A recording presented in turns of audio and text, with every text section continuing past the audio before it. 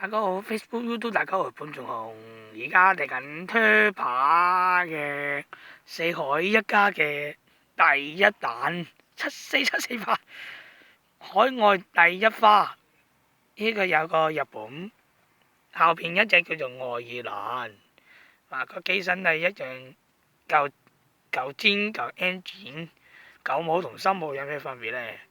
個轆係唔同佢以前嘅舊轆。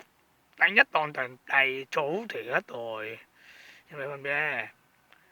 個機器係唔一樣啦，個尖同埋個舊尖係唔一樣嘅，係啦。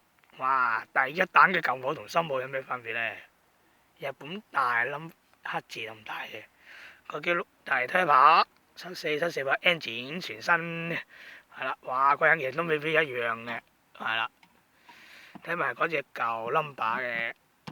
跟住 G 呢就係 GY 咩 G 嘛 G 嘛 CIVL 嘅呢隻有個 number 愛爾蘭 GGYGB 嘅愛爾蘭舊版，呢兩隻新色仲飛緊，呢隻仲兩架高飛得嘅喎，呢兩隻係啊，仲真機就係龍德嘅，係啊，呢個未絕版啦。